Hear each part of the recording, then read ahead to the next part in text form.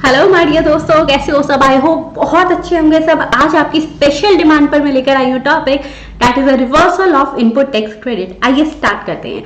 First of all, जिसको भी ये लग रहा है कि ये टॉपिक तो हमको आता ही नहीं है और समझ नहीं आता, मुश्किल लगता है, so I can assure you that after the completion of this session you are going to comment me कि हाँ मैम, हमें बहुत अच्छे से ये चैप्टर समझ आ गया। Okay, so let's the magic begins. अब बात आती है कि ऐसे कौन कौन से स्पेशल सर्कमस्टांसेस हैं जहां पर अगर हमने ऑलरेडी आईटीसी क्लेम कर रखा है तो अब हमें उसका रिवर्सल करना पड़ेगा। तो ऐसे पर्टिकुलरली ना 4 हमारे पास स्पेशल सर्कमस्टांसेस आते हैं। कितने आते हैं? 4 स्पेशल सर्कमस्टांसेस हैं। पहला आता है, देखिए, मान लो आप पहले ना रेगुलर स्कीम में रजिस्टर थे। जब आप रेगुलर स्कीम में रजिस्टर थे तो यू आर एलिजिबल कि आप आईटीसी वाला क्लेम कर सको। ठीक है, कि आपने जितना जीएसटी परचेजेस पर पे किया है आप उसका जो इनपुट टैक्स क्रेडिट क्लेम कर सको। लेकिन अगर अब आपने रेगुलर से कंपोजिशन स्कीम में अपने आप को शिफ्ट करवा लिया है, अब कंपोजिशन स्कीम में तो हमें पता है कि हम आईटीसी क्लेम ही नहीं कर सकते। सो इन दैट केस आपके पास जो आईटीसी अब बैलेंस रह रहा था, देखो ये नहीं होता कि शुरू से जितना था, नहीं, जितना हमारे पास बचा हुआ आईटीसी होता है ना, हमें उसका क्या करना होता है, उसका हमें रिवर्सल करना होता है। अब उस बचे हुए आईटीसी का क्या मतलब है वो भी बात करेंगे। पहले सिचुएशन सीख लेते हैं कि कौन सी सिचुएशन है। ठीक है, सो फर्स्ट सिचुएशन जहां पर पर्सन रेगुलर स्कीम से अपने आप को स्विच कर रहा है कंपोजिशन लेवी में। ओके, सेकंड हमारे पास आती है वो सिचुएशन जहां पर मान लो कि पहले जो गुड्स थे ना उन पर कुछ टैक्स लगता था। अब टैक्स लगता था, टैक्सेबल गुड्स थे, टैक्सेबल सर्विसेज थी। So in that case person can avail the GST, मतलब उसका आईटीसी क्लेम कर सकता है। लेकिन अब उन गुड्स पे गवर्नमेंट ने बोल दिया कि भाई अब ये goods that are wholly exempted from tax. तो अब मान लो स्टूडेंट्स, अगर अब वो पर्सन की जो गुड्स हैं वो होली एग्जाम्प्ट हो गई, उस पर टैक्स लगता ही नहीं, तो क्या वो उस पर जीएसटी क्लेम कर पाएगा, आईटीसी क्लेम कर पाएगा? नहीं। तो सेकेंड सिचुएशन आती है जहां पर उसको अपनी आईटीसी का, यानी जो ऑलरेडी उसके पास आईटीसी है उसका रिवर्सल करना पड़ता है। That is supplies of registered person getting wholly exempted from tax, कि उसकी जो सप्लाईज थी ना अब उन पर टैक्स नहीं लग रहा, they are wholly exempted. Third आता है सिंपल सीधा सा सॉल्यूशन, भाई उसको लगा रजिस्ट्रेशन की जरूरत नहीं है और उसने अपना जीएसटी का रजिस्ट्रेशन कैंसिल कर दिया। अब देखो, जब उसके पास जीएसटी रजिस्ट्रेशन था वो आईटीसी क्लेम कर सकता था। अब उसके पास जीएसटी रजिस्ट्रेशन नहीं है तो वो आईटीसी भी क्लेम नहीं कर पाएगा। ठीक है, तो पहले स्टूडेंट्स मैंने इस चार्ट में इन तीनों सिचुएशंस को मैं कवर कर रही हूँ। फोर्थ सिचुएशन के बारे में फिर बात करेंगे। पहले तीनों सिचुएशंस का समझते हैं। तीनों सिचुएशन यही रिवाइज करो, आपको कमेंट करना है क्योंकि, तो जल्दी से देखो। पहली केस, अगर पर्सन रेगुलर स्कीम से कंपोजिशन लेवी में शिफ्ट हो रहा है, आपको पता है तीनों केसेस में अब वो आईटीसी क्लेम नहीं कर सकता। ठीक है ना। सेकंड में, अगर उसकी जो गुड्स या सर्विसेज हैं they are getting wholly exempted from tax. And third में, उसने जो रजिस्ट्रेशन लिया था जीएसटी का वो उसका कैंसिलेशन करवा रहा है। ओके, अब बात आई मैम ये तो पता चल गया कि हमें आईटीसी रिवर्स करना पड़ेगा, लेकिन कितना कितना आईटीसी रिवर्स करना पड़ेगा? तो देखिए, उसके पास स्टॉक में क्या क्या होगा। अब या तो उसके पास, देखो दोस्तों, स्टॉक में ना इनपुट होगा। अब इनपुट कैसा कि कुछ रॉ मटेरियल वगैरह होगा, ठीक है, या फिर उसके पास कुछ सेमी फिनिश गुड्स होंगे। ओके, यस, या फिर उसके पास कुछ फिनिश गुड्स होंगे। अब तीन ही तरीके का तो मटेरियल उसके पास होगा, या तो रॉ मैट होगा, या फिर उसके पास सेमी फिनिश गुड्स होंगे, या फिर उसके पास कुछ फिनिश गुड्स होंगे। तीनों जो भी उसके स्टॉक में पड़ा हुआ है, यानी जितना भी उसके स्टॉक में raw material, semi finish goods या फिनिश गुड्स हैं, उन सब पर जितना भी आईटीसी बनता है, जाकर उसको अपना स्टॉक चेक करना है कि अभी तक जो मेरा अनसोल्ड जो मटेरियल है उस पर अब मेरा कितना जीएसटी मैंने पे किया था, उतना इनपुट टैक्स क्रेडिट मुझे रिवर्सल करना पड़ेगा। क्लियर? चलो, तो फर्स्ट क्या हो गया, सिंपल सी बात है भाई, स्टोर रूम में जाकर चेक करेगा कि मेरे पास कितना स्टॉक बचा हुआ है। अब जो भी स्टॉक है उसका किस किस में स्टॉक है, मैं रिपीट कर रही हूँ, रिवाइज करवा रही हूँ आपको यहीं पर। तो पहला तो जितना भी उसका स्टॉक है इनपुट्स में, that is in the raw material. Second, semi finish में। थर्ड, फिनिश में। जितना भी है, अब सिंपल सी बात है, अच्छा ये अभी तक बिका नहीं है, आपने इस पे जो आईटीसी अगर ऑलरेडी अवेल कर भी लिया था तो उसको रिवर्सल कर दो। ठीक है, ओके ग्रेट, चलो ये तो समझ आ गया। नेक्स्ट हमारे पास बात आती है और जो हमारे पास कैपिटल गुड्स होते हैं। अब एक बात बताओ, जब सेक्शन 18 में हमने ये सीखा था कि आईटीसी अब कैसे कैसे अवेल करना है, तो क्या उसमें हमने कैपिटल गुड्स का आईटीसी लिया था? हाँ लिया था। अब जब कैपिटल गुड्स आपके पास वो पड़े हुए हैं जिनका आपने आईटीसी क्लेम किया था, अब आप ये कह रहे हो पर्सन का, अब पर्सन आईटीसी क्लेम ही नहीं कर सकता। क्यों? वो तीनों सिचुएशंस में से आ रहा है, कंपोजिशन में आ रहा है, या Holi exempted from tax supplies है, या रजिस्ट्रेशन कैंसलेशन है। तो अब उसके पास जितनी भी कैपिटल गुड्स भी उसके पास पड़ी हुई होंगी उस दिन पर उनका भी आईटीसी उसको रिवर्स करना पड़ेगा। क्लियर? पक्का? चलिए ग्रेट। अच्छा, बात आती है किस दिन का चेक करेगा। ओके, सो स्टूडेंट देखो, हमारे पास we have the 3 situations here ना, जिसमें हमने आईटीसी रिवर्स करना है। पहला तो जिस दिन अब वो कंपोजिशन में आ रहा है, ठीक है, एक तो वो डेट हो गई। सेकेंड, अभी मैं बताऊंगी इन तीनों में डेट कैसे चेक करनी है, अभी सिर्फ सिचुएशंस को देखिए। कंपोजिशन में या फिर उसकी जो सप्लाईज हैं they are getting wholly exempted from tax, या फिर क्या था, वो रजिस्ट्रेशन कैंसिल करवा रहा था। तो इन तीनों में से इन तीनों का जो भी सिचुएशन उसकी होगी उसको प्रीसीडिंग डे देखना है, इससे पिछले वाला दिन, that is a preceding day. और जो भी प्रीसीडिंग डे होगा उस दिन वो आईटीसी चेक कर लेगा कि मेरे पास कितना इनपुट टैक्स क्रेडिट है एज पर कि जितना मेरे पास स्टॉक में है या कैपिटल गुड्स में है। अब जितना आईटीसी प्रीसीडिंग डे पर होगा उसी आईटीसी को उसको रिवर्सल करना होगा। ठीक है, उसी आईटीसी का रिवर्सल होगा। आई होप क्लियर हो गया होगा। चलो जल्दी से, अगर क्लियर हो रहा है तो वीडियो लाइक कर दो, कमेंट भी कर दो। ओके, नेक्स्ट हमारे पास आता है, ये तो पता चल गया हमें कि हमें इन 3 सिचुएशंस में कैसे कैसे हमें जो है प्रीसीडिंग डे पर देखना है कि जितना आईटीसी था वो रिवर्सल होगा। ओके, बट अब कैसे चेक करेंगे? मतलब या तो फर्स्ट ऑफ ऑल जाकर भाई स्टॉक काउंट कर लो, अगर स्टॉक की बात कहते हैं। कैपिटल गुड्स है तो कैपिटल गुड्स को काउंट कर लो, बट करना कैसे है आप एग्जैक्टली देखिए। Students, in the case of inputs हमारे पास जो भी उनके कॉरेस्पॉन्डिंग इनवॉइसेस हैं, हम उन इनवॉइसेस को चेक कर लेंगे। फर्स्ट ऑफ ऑल आप इनवॉइस चेक कर लो कि भाई देखो ये सामान स्टॉक में पड़ा है, इसका इनवॉइस लेकर आओ। चिंतामणि, हाँ जी, Chintamani in your class right now, तो चिंतामणि जाइए, आप इनवॉइसेस लेकर आइए। इनवॉइसेस चेक करो, जितना आईटीसी था उसको रिवर्सल कर दो। सेकेंड बात आती है, भाई मान लो काफी टाइम पहले अब स्टॉक वगैरह ले लिया था, now the person don't have the invoices right now, तो उस केस में स्टूडेंट उसका जो भी प्रिवेलिंग मार्केट प्राइस है, ठीक है, उस प्रिवेलिंग मार्केट प्राइस पर जितना उसका आईटीसी बनता है उस अकॉर्डिंगली वो वहां पर रिवर्सल करेगा। So if invoice is not available, prevailing market price on the effective date of switch over. अब मैम मार्केट प्राइस किस दिन का देखना है? तो जो भी उसकी स्विच ओवर, यानी कि जब वो रेगुलर से कंपोजिशन में आ रहा है, उसको एग्जाम्पशन मिल रही है या उसका रजिस्ट्रेशन कैंसिल हो रहा है, उस दिन का वो मार्केट प्राइस के अकॉर्डिंग आईटीसी यूज कर लेगा। अब एक बात बताओ, ठीक है जी, मार्केट प्राइस वाला द बेस्ट थिंग, क्यों? हम यहाँ पर ओवर स्मार्टनेस दिखाएंगे। 100 रुपए की चीज को बोल देंगे जी मार्केट में ये 250 रुपए की सेल हो रही है, उस अकॉर्डिंग आईटीसी क्लेम करेंगे? नहीं। तो इन दैट केस उसको बोला भाई आप ऐसा नहीं कर सकते। अब आप अगर मार्केट प्राइस ले रहे हो तो आपको उसको सर्टिफिकेशन करवाना होगा, यानी आपको एक सर्टिफिकेट लाना होगा, उसको सर्टिफाई करवाना होगा। अब सर्टिफाई कौन करवाएगा? या तो सर्टिफाई करेगा कोई प्रैक्टिसिंग चार्टर्ड अकाउंटेंट या फिर कॉस्ट अकाउंटेंट। क्लियर? पक्का? चलिए ग्रेट। नेक्स्ट हमारे पास बात आती है, ये तो था इनपुट्स का केस। अगर कैपिटल गुड्स है तो कैसे करना है?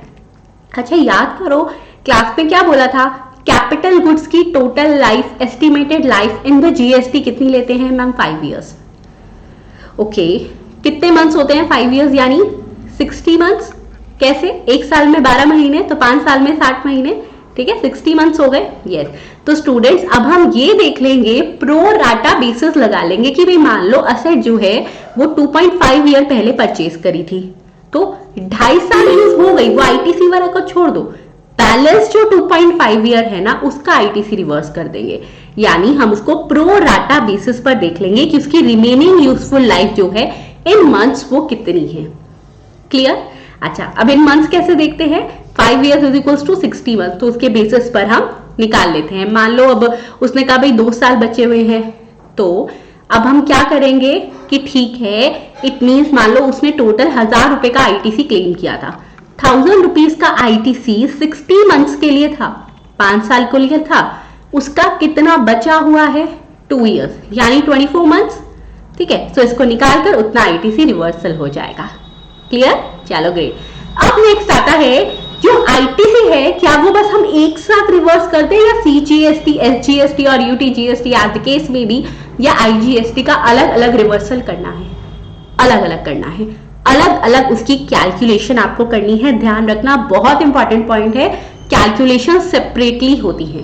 Okay great. अब मैम ये जो अमाउंट रिवर्स होता है, मतलब ये होता क्या होगा, इसको करें कैसे रिवर्सल, रहता क्या होगा? रहना क्या है, सिंपल बात है, आपकी अब जितनी भी आउटपुट टैक्स लायबिलिटी, मान लो आपकी सिंपल आउटपुट टैक्स लायबिलिटी 2500 बन रही है।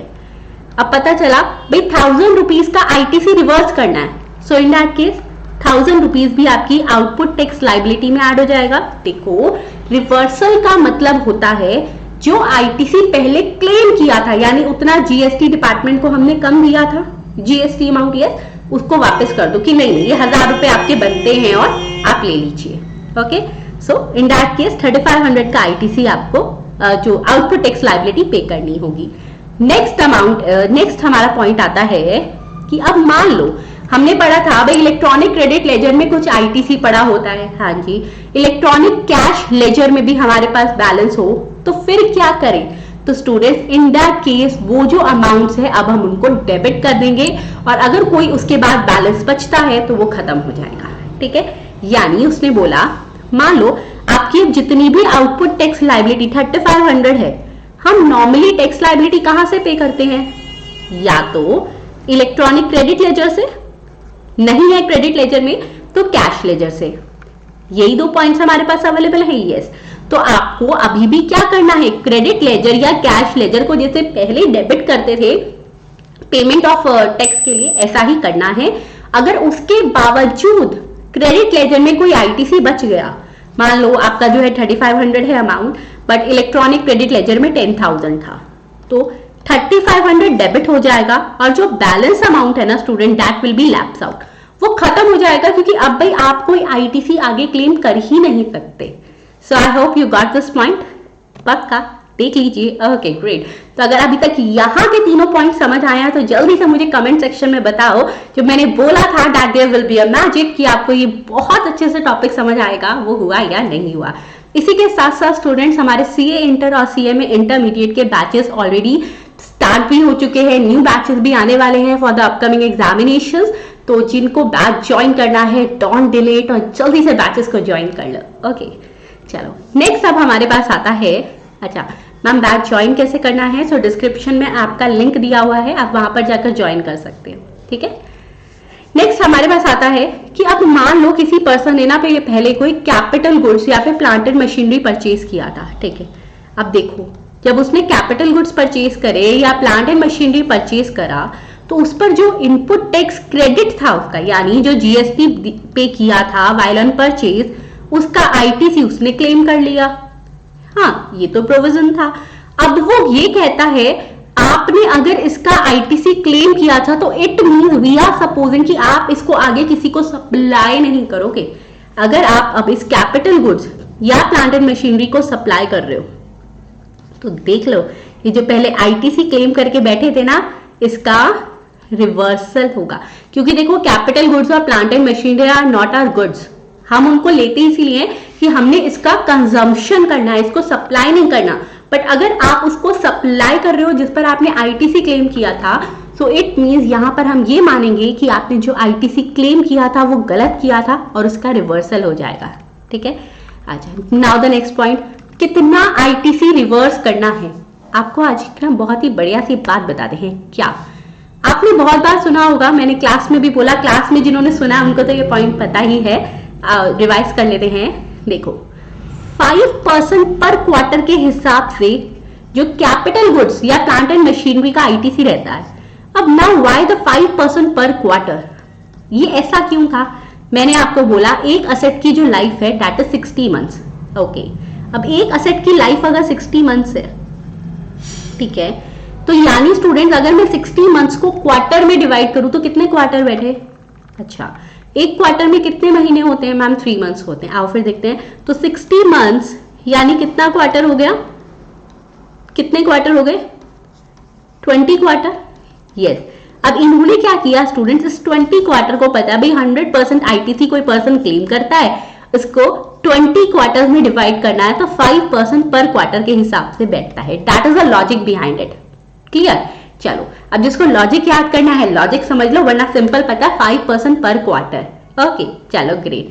अब नेक्स्ट, बट आपको पता है मैं आपको हमेशा बोलती हूँ मेरी क्लास में क्रैमिंग और रट्टाफिकेशन को एंट्री नहीं है, तो इसीलिए लॉजिक यहाँ पर आ गया। अब उसने कहा आपने जो कैपिटल गुड्स पहले लिए थे जिनको आप सप्लाई कर रहे हो, मान लो आपने ये कैपिटल गुड लिया था, ठीक है, अब आप उसको सप्लाई कर रहे हो।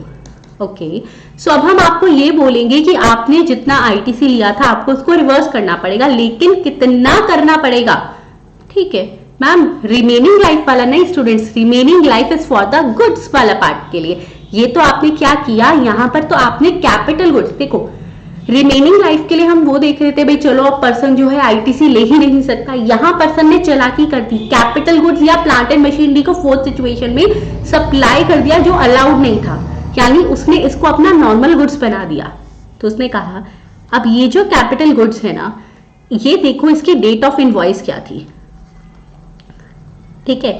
अब आप क्या करो, from the date of invoice उस पर्सन का आप ये देख लीजिए कि 5% पर क्वार्टर के हिसाब से कितना बनता है, जितना भी बनता है 5% पर क्वार्टर और पार्ट देयर ऑफ, यानी अगर क्वार्टर के 10-15 दिन भी नेक्स्ट क्वार्टर के आ रहे हैं तो उसको पूरा क्वार्टर कंसिडर करेंगे, पूरा क्वार्टर, ठीक है। सो 5% पर क्वार्टर और पार्ट देयर ऑफ के हिसाब से जो भी आईटीसी बन रहा है उसका रिवर्सल कर दो। फर्स्ट तो ये देखना है। अब यहां पर एक सिचुएशन और आती है, क्योंकि देखो कैपिटल गुड्स की सप्लाई हो रही है, ठीक है, सो सिचुएशन हमारी अलग है ये वाली। सेकंड उसने कहा आप जब कुछ भी सप्लाई करते हो तो उसकी ट्रांजैक्शन वैल्यू पर टैक्स लगाया होता है, yes. So second is tax on transaction value, second is tax on transaction value. अब इस केस में students ITC from the date of invoice that is 5% per quarter और part thereof from the date of invoice और tax on transaction value whichever is higher, जो भी यहां ज्यादा था, ठीक है, उतना आईटीसी हमें रिवर्स करना है। विच एवर इज हायर, जितना भी आईटीसी ज्यादा था उतना इनपुट टैक्स क्रेडिट का अमाउंट जो है वो हमें रिवर्स करना है, समझे। अब मान लो स्टूडेंट्स मैंने बोला 5% पर क्वार्टर के हिसाब से यहां इसका 1500 बनता था और टैक्स ऑन ट्रांजैक्शन वैल्यू 1000, तो कितना उसको आईटीसी रिवर्स करना है मैम? 1500 रुपए हायर। ओके, यहाँ एक ट्विस्ट और आया, क्या? देखो अब वो कह रहा है यानी ट्रांजैक्शन वैल्यू का टैक्स तो उसको देना ही है 1000 रुपए का, भाई वो तो जाएगा ही ना, कुछ ट्रांजैक्शन हुई है, जीएसटी चार्ज हुआ, बाकी इस केस में क्या रहेगा? अब मैम ये 1500 क्या वो अलग से रिवर्स करेगा? नहीं, क्या करना होता है, इसका बैलेंस कितना है, यानी 500 रुपए एक्स्ट्रा है उसका टैक्स, वो अपनी इसी वाली आउटपुट टैक्स लाइबिलिटी में ऐड कर देगा और टोटल 1500 रुपए का आउटपुट टैक्स लाइबिलिटी उसकी बन जाती है। मैं इसको रिपीट कर रही हूँ, ठीक है, अज्यूमिंग कि इसमें थोड़ा आपको कंफ्यूजन ना हुई हो। देखो normally what we do is, मैंने बोला भाई जो भी दोनों में से ज्यादा है ना उतना टैक्स उसको पे करना है। ओके, फर्स्ट सिचुएशन देखो, आईटीसी यहाँ 1500 रुपए बन रहा था और ट्रांजेक्शन वैल्यू का टैक्स 1000 रुपए है। सिंपल बात बोलो तो 1500 रुपए पे करने हैं।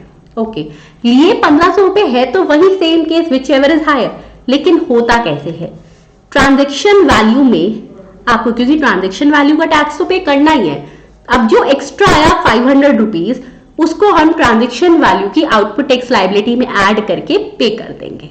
ओके, अब मैं इस सिचुएशन को वाइसा वर्सा लेती हूँ।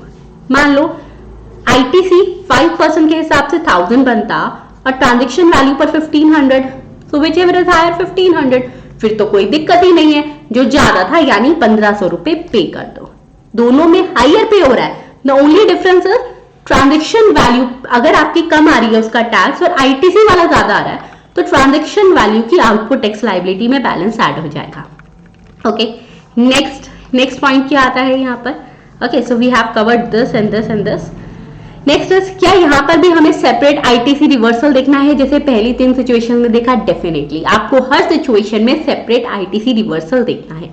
अब यहाँ पर एक एक्स्ट्रा पॉइंट है जो कि बहुत ज्यादा एक्सपेक्टेड रहता है एग्जाम्स में। अब वो क्या है तो सुनिए स्टूडेंट्स, यहाँ पर बात आती है जब भी आप refractory bricks, moulds, dies, jigs and fixtures अब देखो जो रिफ्रैक्टरी ब्रिक्स होती हैं, moulds, dies, jigs and fixtures वगैरह होते हैं, मैंने आपको क्लास में भी बताया था, they generally supplied as scrap also, कि भाई रद्दी है इसको बेच दो, ठीक है, सेल आउट कर दो। अगर आपने उसको एज स्क्रैप सेल आउट करा है, किस किस को? रिफ्रैक्टरी ब्रिक्स को, मॉल्ड्स को, डाइस, जिग्स एंड फिक्सचर्स को, ठीक है। तो उसके केस में आपको सिर्फ और सिर्फ कितना टैक्स पे आउट करना है? ट्रांजेक्शन वैल्यू का। फिर आपको 5% पर क्वार्टर के हिसाब से नहीं देखोगे, but only and only if you have supplied it as scrap. Clear? So I hope आपको ये पूरा पॉइंट जो है वो अच्छे से क्लियर हो गया होगा। फिर भी अगर आपको कोई भी डाउट है, so definitely you can ask in the comment section.